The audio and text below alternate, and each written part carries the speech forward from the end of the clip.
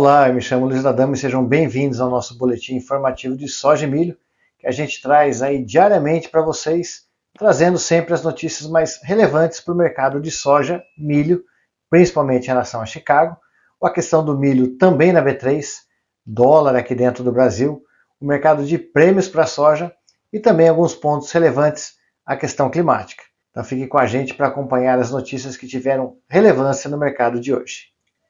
Nesta segunda-feira, dia 14/7, os futuros da soja trabalharam em baixa, devido ao anúncio do aumento dos estoques americanos e globais no relatório de sexta do USDA, mas o fraco desempenho das exportações semanais americanas, onde registramos 147 mil toneladas, 63% abaixo do registrado na semana anterior, que foi de 400 mil toneladas, e também abaixo das expectativas, que variavam entre 200 e 400 mil toneladas.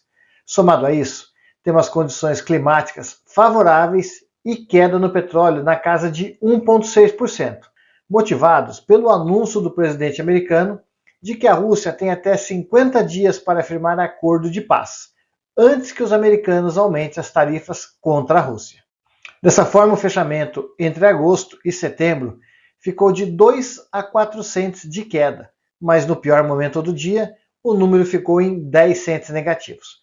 O fechamento acabou ficando na casa de 0,2 a 0,3% de queda, o que equivale ao agosto a 1.000,75 cents e o setembro a 993.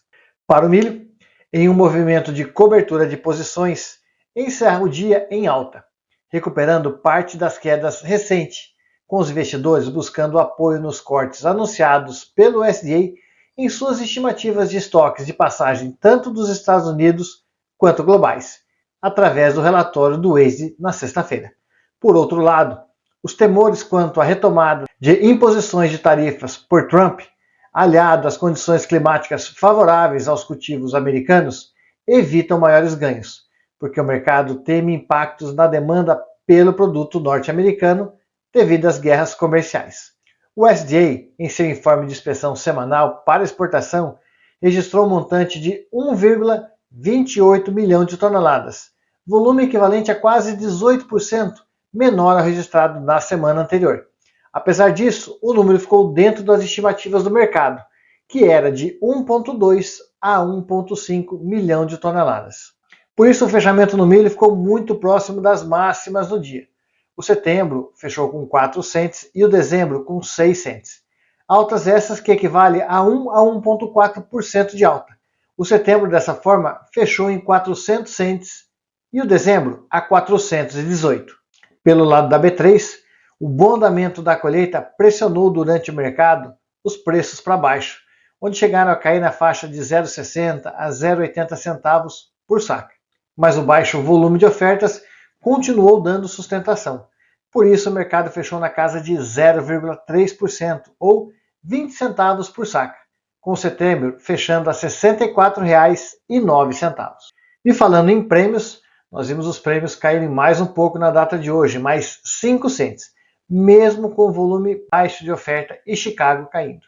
Isso porque o produto brasileiro começa a encontrar barreiras comerciais a nível de preço, ou seja, a soja brasileira já não está tão competitiva perante o mercado internacional, o que reduz um pouco a demanda para o Brasil. E falando de dólar, que operou em alta, sustentado por novas ameaças tarifárias de Trump contra o Brasil, México e União Europeia, o que aumentou a aversão ao risco e pressionou moedas emergentes.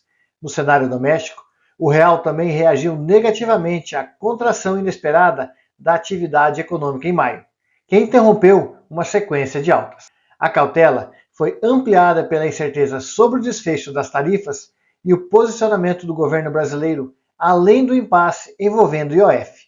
Em análise no STF, o ambiente externo volátil e o cenário interno frágil reforçaram o movimento, o que trouxe o fechamento da moeda numa alta de 0,7%, fechando próximo da máxima, 5,5828 e a máxima 5,5898, para uma mínima no dia de 5,5447.